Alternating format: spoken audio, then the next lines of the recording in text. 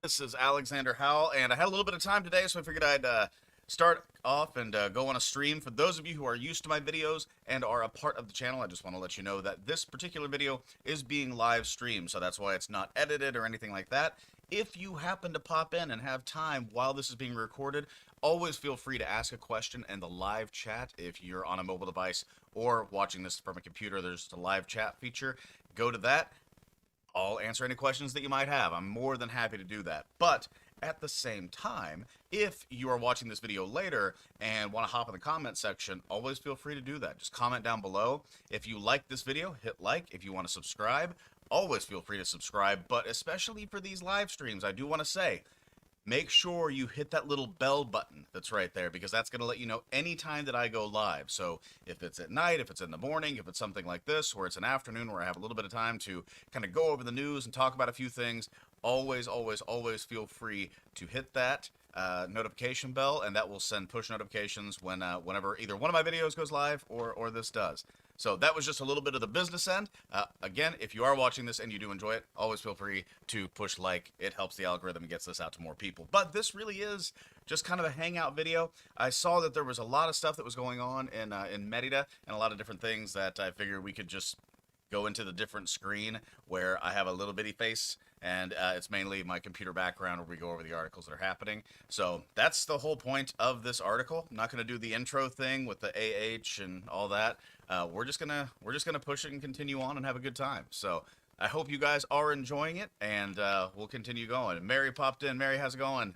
Greetings from Michigan. Heading to Merida in 2 weeks. Fantastic. I hope you enjoy it. It's I don't know what the temperature is today, but I woke up and it was 32 in Kansas City, and I looked up in Merida and I believe it was 89. So you were going to have a wonderful, wonderful time. Let me know what to. Are you doing that for? Just out of curiosity, Mary, are you doing that for business enjoyment? What's the goal? Tim, what's going on, amigo? Just started renos today. Congratulations, my friend. That is fantastic. With everything that happened with the one house and then going to the next one, I know you've had a bit of a journey, so it's cool to be able to see that you're doing that. You probably saw, if anybody on here follows me on Instagram at Alexander from KC, we got some more updated pictures of the house, and I get more and more nervous and excited every single time. It's not a nerve wracking, I'm worried about anything, but it's definitely an oh my goodness, this is actually happening kind of thing. So it's been a little weird. But man, they're moving along like crazy. They still think they're going to be done around February. I'm thinking probably April is more likely based on the state of construction. But I also know that once you get the foundation built, they've already got things run, plumbing, electrical, stuff like that. So it might be something that just runs really, really fast. So very cool, Tim. I'm excited for you, my friend. That's a long time coming, I feel like. We're hoping to get down there. We've been talking about this lately. I think the plan was originally to get down there in November, and that just didn't happen. But we also already have a lot of our furniture and stuff picked out. We just have to do a couple of little tweaks here and there. But once we have those, we're going to head down, check out the house, kind of go through it, and hopefully just do kind of a final. Be down there for 3-4 days, something like that. Mary, you're down there for work and play, return trip after we visited June, staying in Shalem, but we'll spend a lot of time in Merida. Good, good. Anytime you're in Mexico, you're good to go. So, work and play, that's good. I feel like anytime that we're down there, it's like, especially with COVID, the one thing that happened is that we all figured out that depending on, you basically figured out, can you work remotely or not? And we figured out that we can work remotely. So obviously, all of my stuff is basically online. But outside of showing up for depositions and stuff, my wife's an attorney and she can do it. So it's awesome.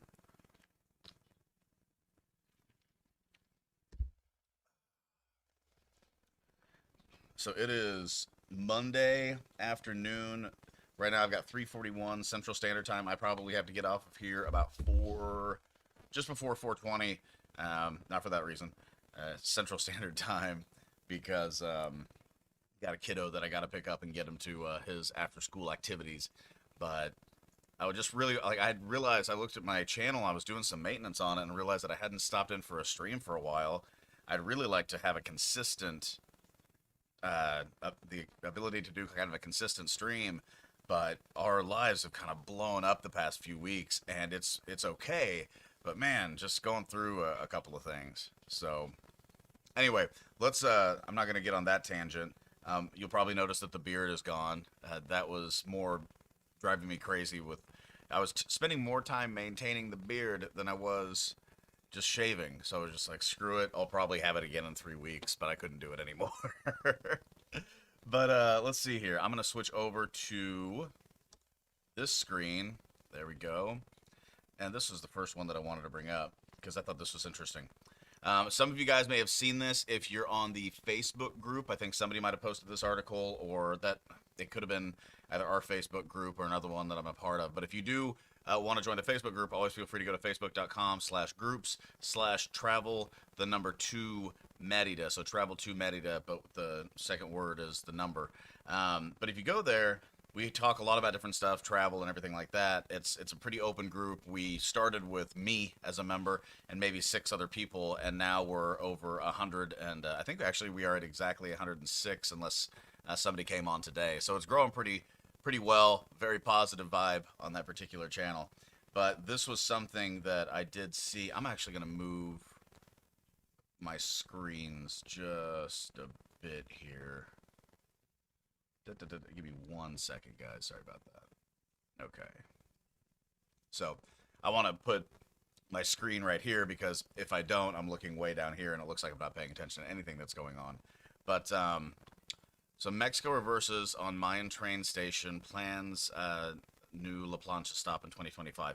So you'll see that right here is kind of the big issue. They're stating that they're going to, the Taya station was to run for 3 years. They're going to build a station and then shut it down, and then they're going to build La Plancha. And if you've been by La Plancha, you'll see that there's a lot of construction going on. There were obviously already some tracks there.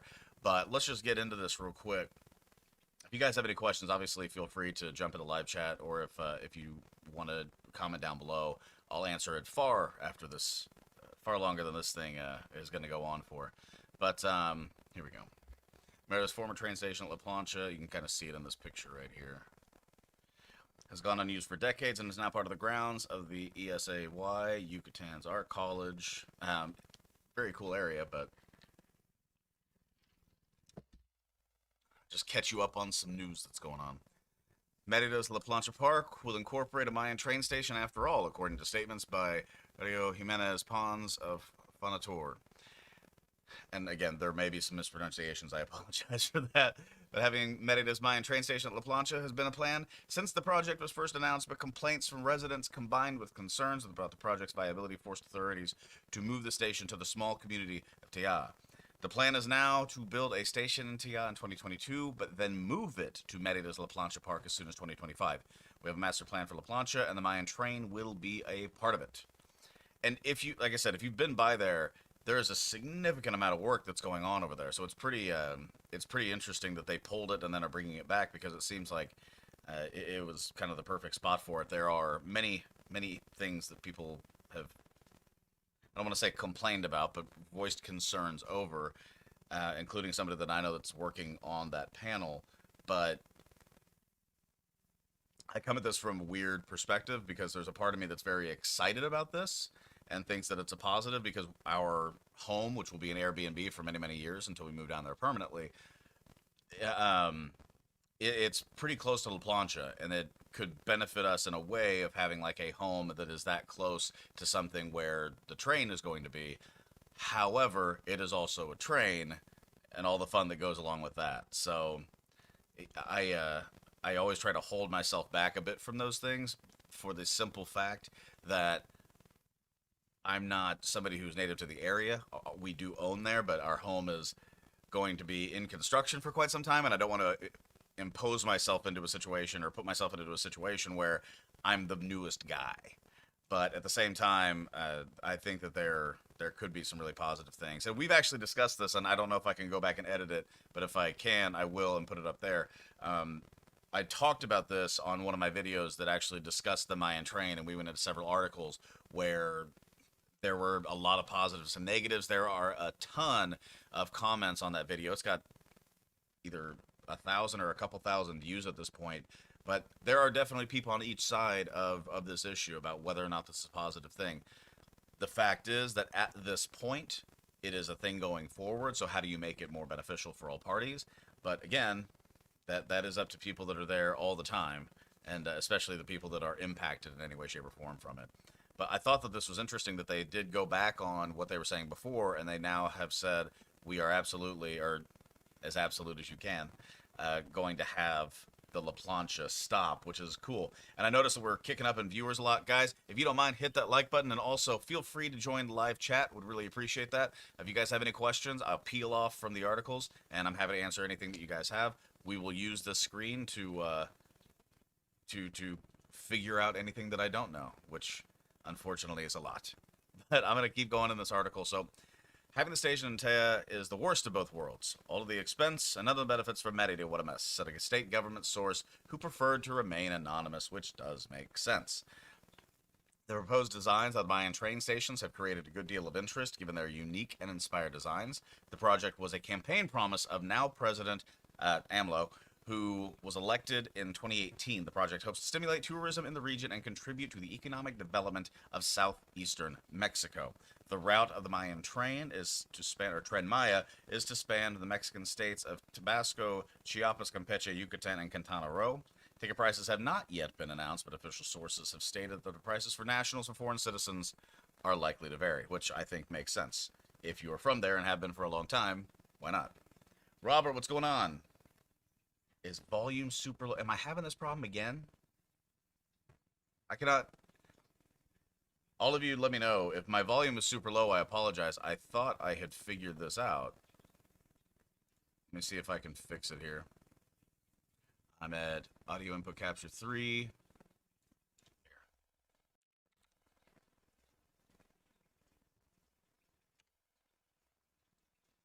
Did that do anything? Let me know. Volume is fine, Mary Rogers says.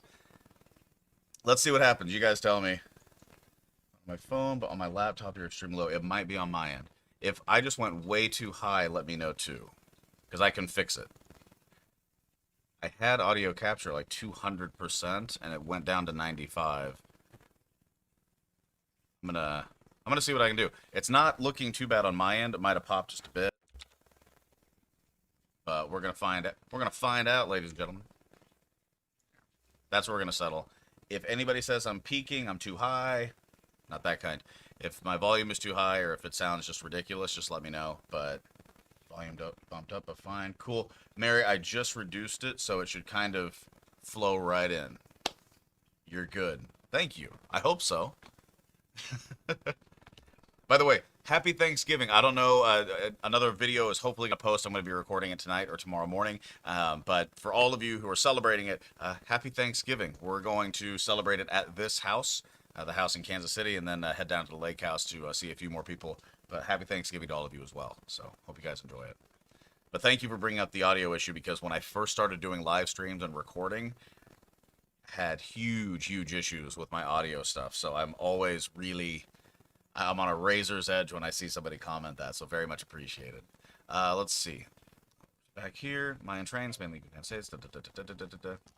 All right, cool. I'm going to jump real quick over to another thing, because this is another news article. So anyway, to conclude as we will, the Mayan train is obviously something that people have felt strongly about, in a very strong way about, one way or another.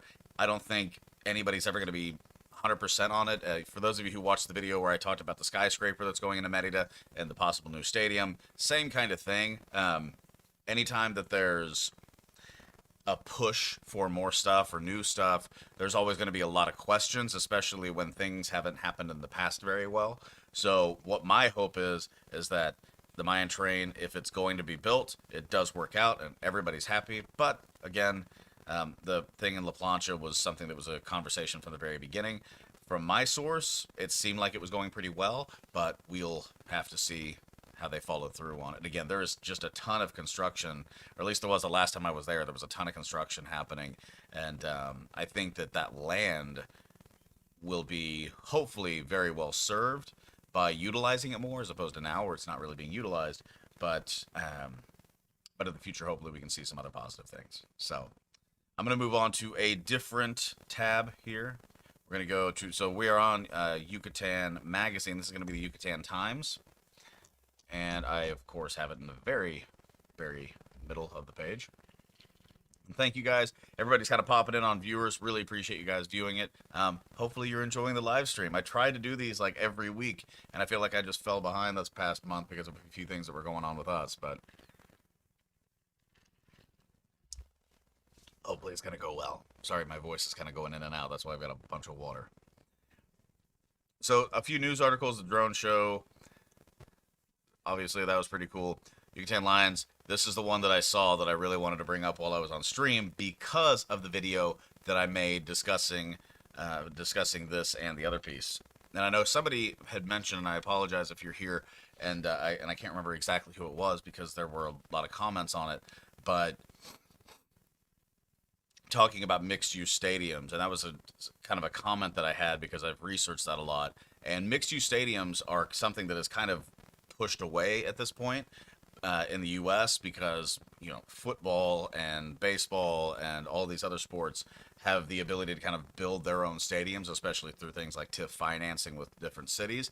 But at the same time, mixed-use stadiums were kind of the norm until about 20, 25 years ago. So I think it has the ability to work out. But we'll see. Robert, what's up? I'll be leasing a condo in Merida to use as my home base and helping expats with their real estate needs. Also in Playa del Carmen and Tulum. All thanks to you for the inspiration. Robert, oh, that is so cool. Thank you so much. I really appreciate that. That's awesome.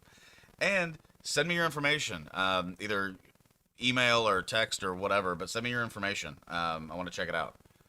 That's awesome, man. Congratulations. You're going to be everywhere. You're probably the #1 person that wants the Mayan train, so you can just get on that thing and head where you need to go. LECP, hey, what's going on? It's been forever. Hope you're doing well. Thanks, Robert. Glad you're going to send it over. So anyway, we talked about the that baseball stadium, and here is a picture of the Leones. Somebody asked me why they were called the Lions, Leones, when there were several other more native cats, and my thought was, I have no idea. I'm sure there is a reason, but Yucatan says the Leones, so we're going to be happy about that and happy for them. But going through this real quick, in early September, and I promise you I will get to the messages that are coming through, I'm going to read this real quick. In early September, the Yucatan Lions defeated the Mexico City Red Devils in the South Zone Finals. The series was a massive event for locals who packed in to Parque Culucan Alamo to watch their star players like Luis Suarez flip the script on the Devils to secure the finals win with an 8-inning comeback.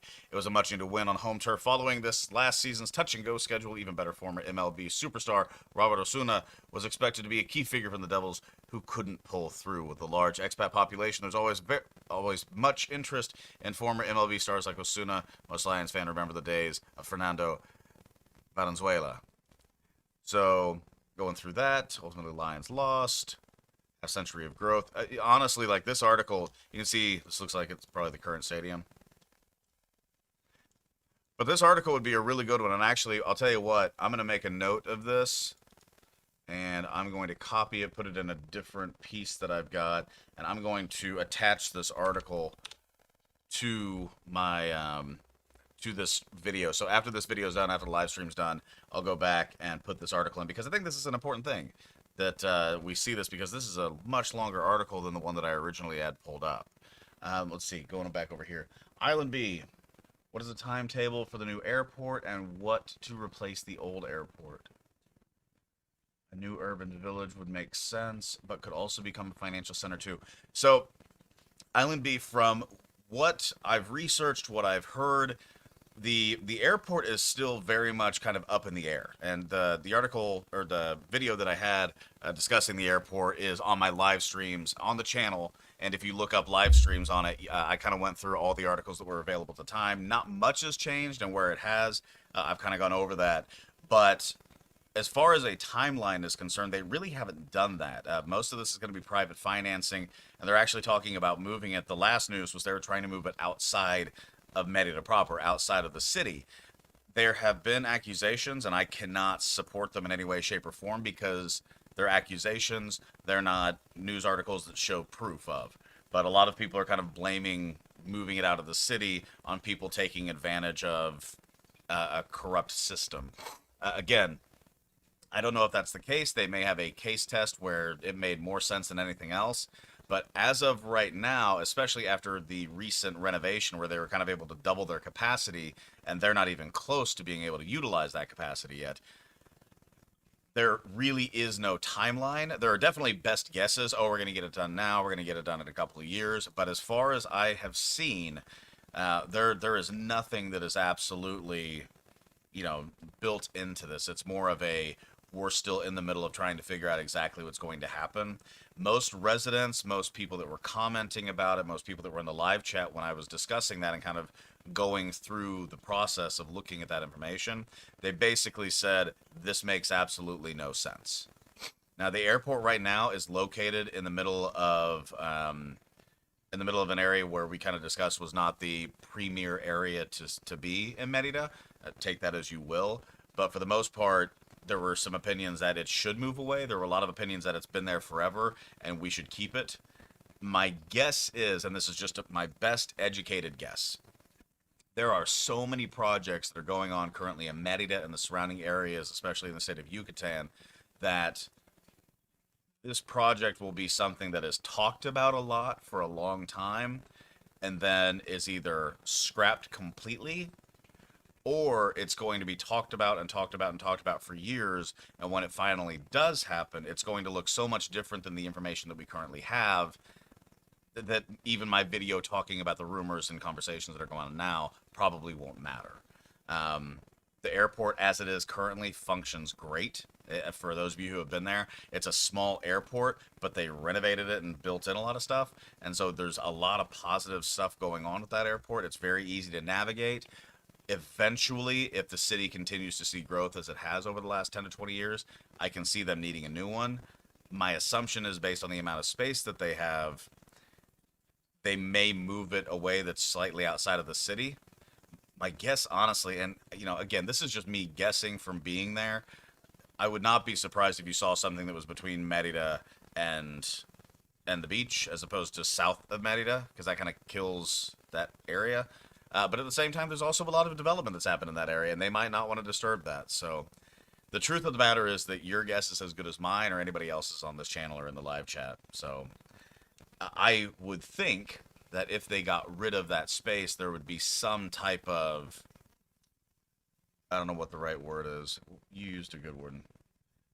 Financial center, an urban village, something like that. There's so much space that is required for airports, and if you take a look at the Google Maps view of the city, you can see just how much area it takes out of there.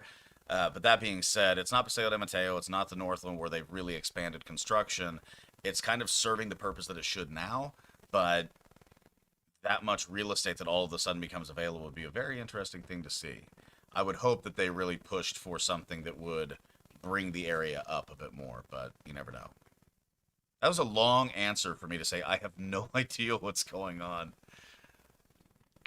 Sorry about that. I hope you enjoyed the 5 minutes of me stumbling through the fact that there are a lot of thoughts and a lot of pieces of the puzzle, and hopefully we get an answer before too long, because honestly, like, them moving the airport, it's south and west of the city in a small community, just makes absolutely no sense. I mean, you think about a city like, where I'm from in Kansas City, our airport is way north, but the reason that they built the airport up there is they thought that was where people were going to start building. And they didn't do that. As soon as the airport went in, we started building way south. And they should have seen that from the beginning, but city planning, it's always fun.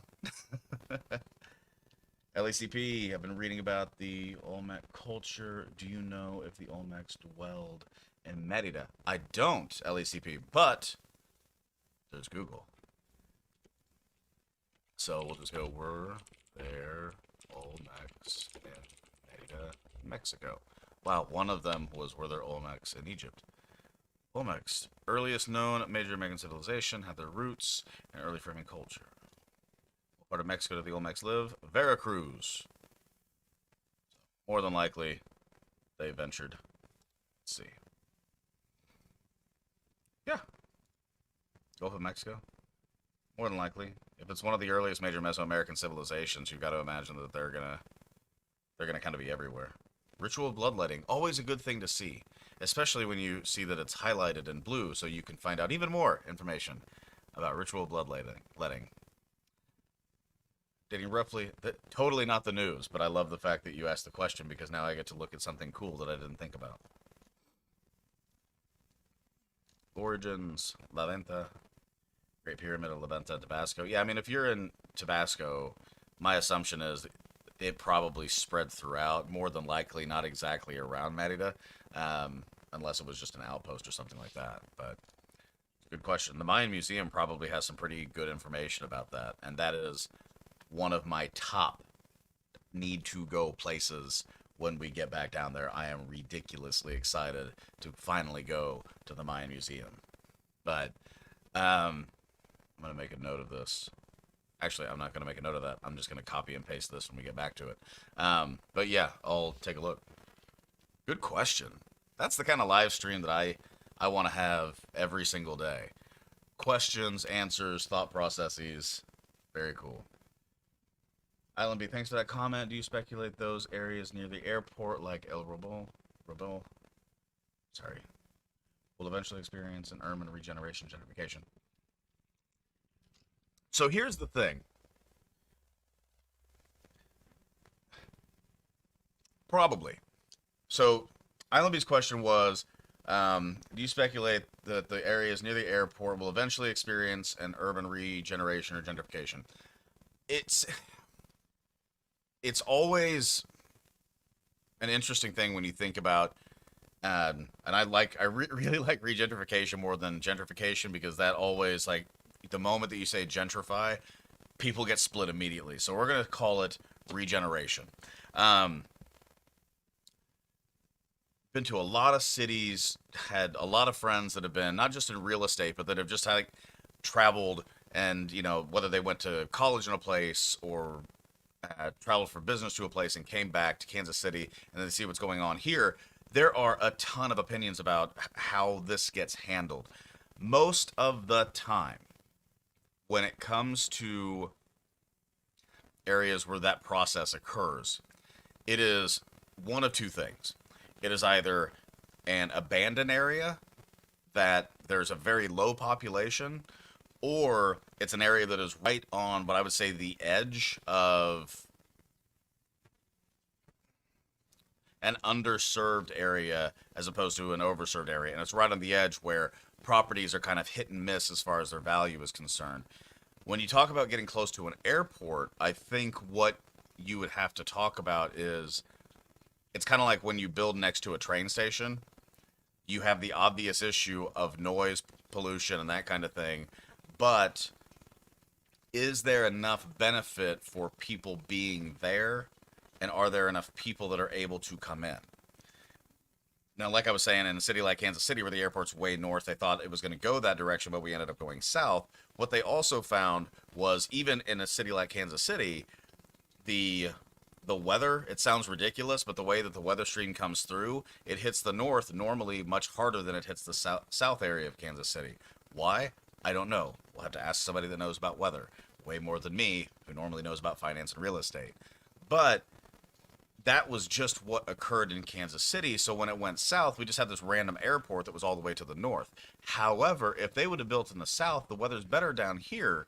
And so we probably would have seen things continue to grow alongside of it. The positive about the north is that you can find cheaper land, which has pushed building up there. So even if you're a mile away from the airport, you can find new developments. But that was preceded by investment in business along those major highways. My assumption would be that as of right now, because of the amount of building within Merida and its surrounding areas, you're going to continue to see the area in the Northland built out like crazy. You're going to see Centro and Paseo de Mateo built out with people who are like, you know, my wife and I. It's just going to kind of push and expand. I think what you will eventually see is that once you get a huge population of individuals that are building out those properties, putting in money to those areas, that people are going to want to travel to Merida to be a part of that city, but that maybe can't afford, you know, spending $500,000 US to have a super fancy place by Centro or in the Northland or on the beach. The beach is a little bit different, but let's just consider that those areas will get built out and prices will go up. And so once that part is established, I think then you'll start to see those areas start to grow as well. Again, the word gentrification always is going to bring up several thoughts, but my assumption would be that if Merida continues its rise in the minds of people that are not necessarily from, people in Mexico normally have a positive thought process towards Merida, but as it becomes more known internationally in the United States and Canada as well as other places, yeah, you'll probably see that push go to different neighborhoods. I mean, mine's one that's kind of the same way. It is an area that there are several houses on my block that have been renovated or are parts of businesses where they've renovated them, but you go another 2 blocks over, not so much. But the Chembec market is there, and that continues to gain a popularity as well. So because that is there, I can assume that the push is going to go even further and further west. As that occurs, it's going to affect areas south, north, and otherwise. So, again, a very long answer to that question. LACP, Mayas and Olmecs are not the same. No, I don't think so. Let's go over here. Let's type in something. Let's go Olmecs and Maya. First thing that popped up. The Maya were the first Mesoamerican civilization starting around 2600 BC. They lasted the longest of all and are often viewed as the greatest Mesoamerican civilization. So the Olmecs were the first major Mesoamerican culture, despite being younger than the Mayans. And this article is at knowledgenuts.com. I just want to give them a shout out because they have the information that we're looking for. So no, the whole bushel. Wow. The Maya were the first Mesoamerican civilization starting around 2600 BC. They lasted the longest of all and are often viewed as the greatest American Mesoamerican civilization, which I just said and repeated. And I don't want to subscribe to this particular newsletter, but I do appreciate you. They built most of their greatest cities between 250 and 900 AD. Although they were on first, the Maya only rose to greatness in those later years after adopting much of their culture from the younger Olmec civilization. So the Olmecs were the first, let me just make sure this is up here. So the Olmecs were the first major Mesoamerican culture despite being younger than the Mayans. The name Olmec was almost certainly not what they called themselves, but is derived from Aztec writings. The Olmecs established themselves around 1400 BC and lasted about 1,000 years, occupying a reasonably large amount of land. Good farmers, artists, mathematicians, and astronomers. Yeah, so slightly different, not the same, still cultures that were there. It's interesting, it sounds like they shared a lot, though. Every time a culture kind of goes from one to the other, it's interesting what occurs. Good questions, guys. I love this. Some of my favorite stuff. All right, it's 4:09 Central Standard Time. I'm just going to let you guys know I've probably got another close to 10 minutes coming up. So if you guys do have any questions, hop in the live chat. And again, feel free to like the video. It helps to get out to more people. And if you're not already, please subscribe to the channel, hit the notification bell, and that lets, and even if you are subscribed, by the way, hit the notification bell, and if you want to be a part of these live streams, that'll let you know on your phone and your device anytime that I do go live, which now that this freaking month is over, I can finally do again. It was a long month, man. Fourth, deconstruction. This is a very important because Mesoamericans were the first in the continent, but they are not related to South American natives. Very good. Again, these are my favorite kind of chats. I just need to go in chat and say, blow my mind. And you guys come through in the clutch. Very cool.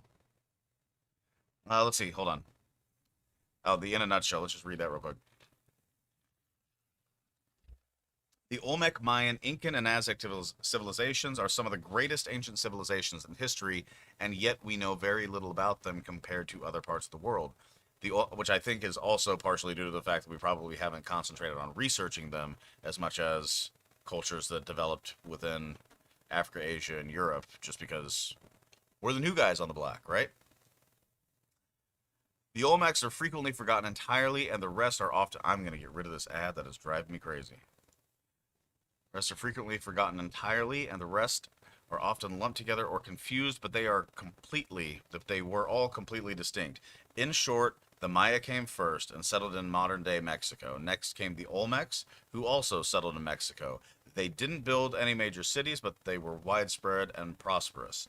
They were followed by the Inca in modern-day Peru, and finally the Aztecs, also in modern-day Mexico. So there you go.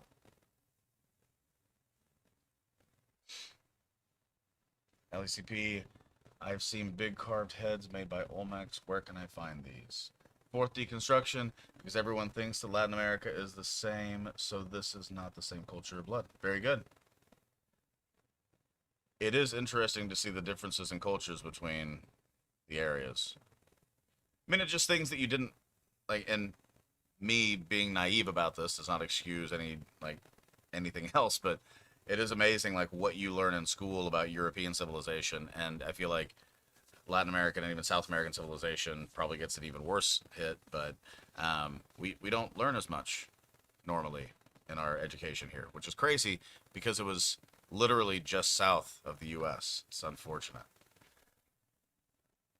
Olmec, I'm going to type this in, Olmec carved heads. Olmec carved heads location. Love Google. There you go. All the authentic Olmec heads can be found in Mexico. San Lorenzo head is located at San Lorenzo Tenochtitlan Community Museum, while San Lorenzo heads 2 and 6 are at Mexico City's National Anthropology Museum. Alpa's Anthropology Museum houses the remaining San Lorenzo sculptures. There you go. We found them. I mean, somebody else found them. I put a Google search in and was lazy as could be about it. Our expatriate, is there a reason you are doing a full renovation rather than buying an all-renovated place? Cost, personal touch. Personal touch. Cost had nothing to do with it, to be honest with you. So here's, my wife and I have, in this area and at Lake of the Ozarks, we have pretty much gone into every single home that we've ever owned together, outside of literally the one that we're in, and that was only because we renovated on-site several homes over the last few years. This home we bought as a brand new home. It was new construction. We would have built it completely different, but it was available and we had to get out of our house really quickly. Very happy that we're here. That being said, every other home that we've ever owned, we have either heavily renovated it or I don't want to say that we built it ourselves, because normally when you buy something and you can retrofit it, it's cheaper in our market. So it was 100% personal touch. We were able to get in touch with our architect, Henry Ponce, who is way better than I am at design, and I thought I was pretty good. But it was basically personal touch. The cost, what we're spending, is way more than we would have if we would have bought a newly renovated home. But we would have also had to then spend more money to get it to where we were. So we found the right house that had the right layout and then completely obliterated it. And between that and location, we consider ourselves very lucky. But that's a very good question. Yeah, that's the reason that we did the full renovation. So, yeah.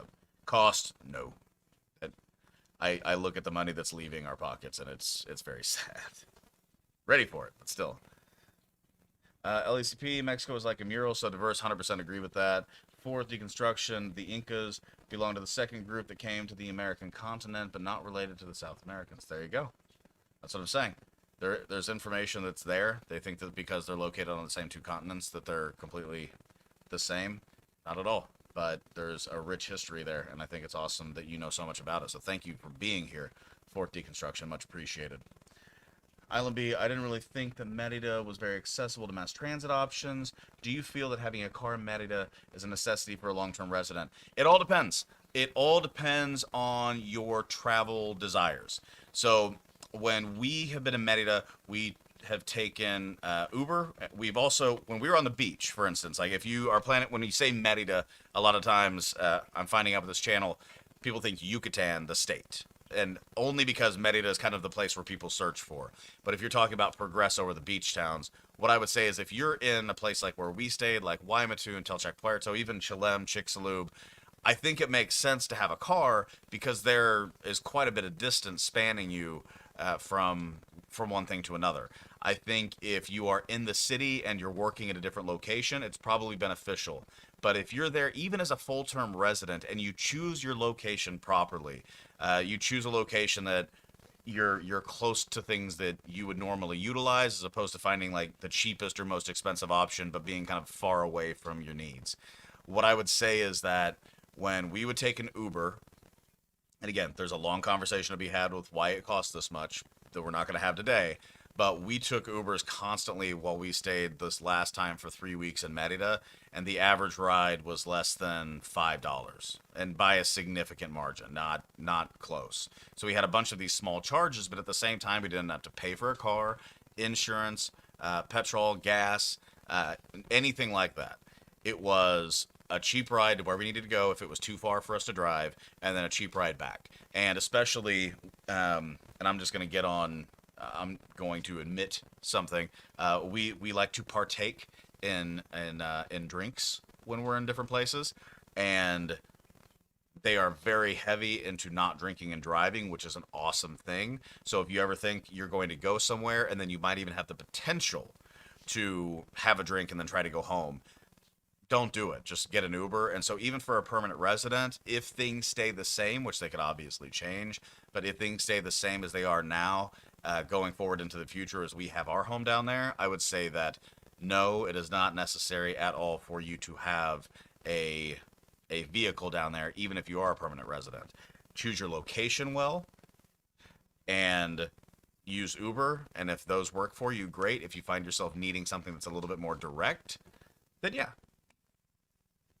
get a car or a bike or a motorcycle, something like that. I'm going to try to go through these real quick, guys. Again, please like this video, subscribe to the channel, hit the notification bell. Thank you all so much for being a part of the live stream. I'm going to try to really quickly get through these last questions. Let's see. Is this a hassle headache worth it? Assuming it's a headache, might be smooth for you. Yeah, possibly. I'm glad that you guys are answering this too, because I have a totally different opinion. You and Michael Booten buy a car ASAP, bottom line. Like I said, not where I'm at, but I'm sure Michael's got a reason for it, and I think that it's probably a good one. Again, if you need it, it can be a positive. LECP, same thing, or better yet, get bicycles. There you go. You guys basically answered the question the exact opposite way that I did, but that's completely fine. And then Tim, always, you never thought I would be without a car until I moved there, even with some of the quirks about Uber, Diddy, and Driver. I am not sure I will ever buy a car here. Quite a change of mind for me, and that's kind of where I fall too. So, guys, again, like, subscribe, do all that kind of stuff. Thank you to my Patreons and the members of this channel. If you ever decide that you want to be a member of the channel, hit join, and there are two different options, Traveler or Voyager. But the Patreons, the members, thank you all so much for being here. And also, just thank you to all of you for being here on this live stream. Let me know in the comment section what days and times work best for you. I really like the conversations that we're able to have here, answering things and going from travel and basic news, current news, to talking about the Olmecs and Mesoamerican society. It's absolutely beautiful. Michael Booten, fantastic. Thanks for watching that. And guys, again, thank you so much for being here. I've got to go get my kid from the bus stop. Alexander from KC on Instagram, on Twitter. Watch the videos, like, subscribe, do all that stuff, and it's all because of you. Thank you all so much for being here for this live stream, and as always, peace. And Robert Uber is super cheap and you're awesome. Thanks, guys. Thanks, Pirate, Expatriate, or Ex-Pirate. Yeah, you. Thanks, guys. Bye. Peace.